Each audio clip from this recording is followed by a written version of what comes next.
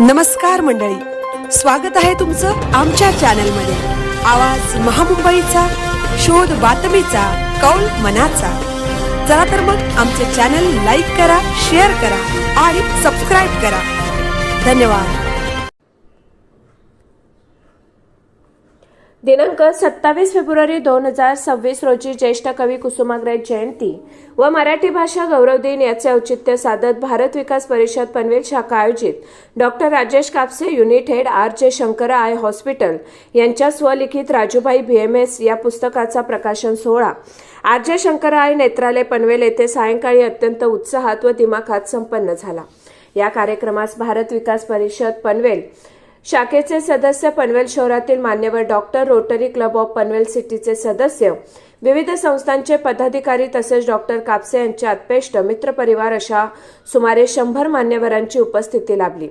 कार्यक्रमासाठी ज्येष्ठ साहित्यिक, कवी व पत्रकार माननीय श्री दुर्गेश सोनार हे प्रमुख पाहुणे म्हणून लाभले होते। प्रारंभी भारत विकास परिषद चे अध्यक्ष श्री सुबोध भिडे यांनी शाल, श्रीफळ व पुष्पगुच्छ देऊन त्यांचे स्वागत केले। तसेच पुस्तक लेखन व प्रकाशन प्रक्रियेत मोलाचा वाटा उचलणाऱ्या सर्व सदस्यांचा मंचावर पुष्पगुच्छ देऊन सन्मान करण्यात आला। कार्यक्रमाची सुरुवात दीप प्रज्वलनाने झाली। त्यानंतर सर्व उपस्थितांनी एकत्रितपणे वंदे मातरम गीत गायन केले। राजूभाई BMS हे पुस्तक वाचकांनी का वाचावे याविषयी भारत विकास परिषद सदस्य श्री धनंजय देशमुख व सौ आभा जांभेकर यांनी अभ्यासपूर्ण व प्रभावी विवेचन सादर केले। यानंतर रोटरी क्लब ऑफ पनवेल सिटीचे अध्यक्ष डॉक्टर रोहित जाधव यांनी लेखक डॉक्टर राजेश कापसे यांची मुलाखत घेत पुस्तकाच्या निर्मितीचा प्रवास रसपूर्ण पद्धतीने उलगडला।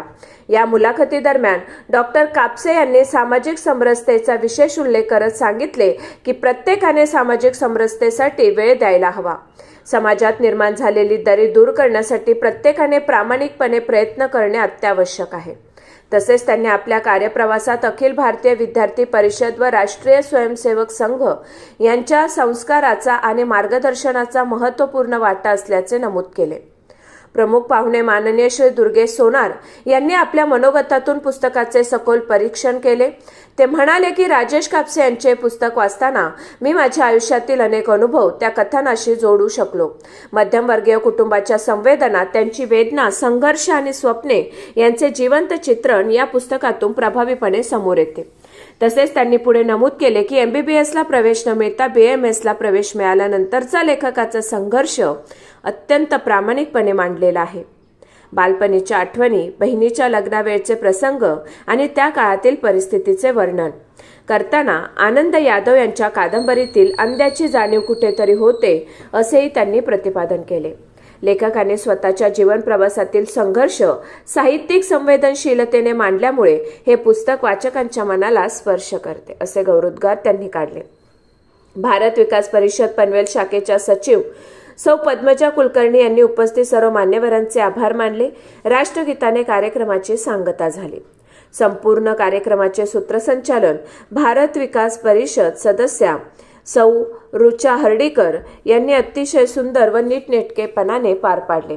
यानंतर उपस्थित मान्यवरांनी चहा व अल्पोहाराचा आस्वाद घेतला।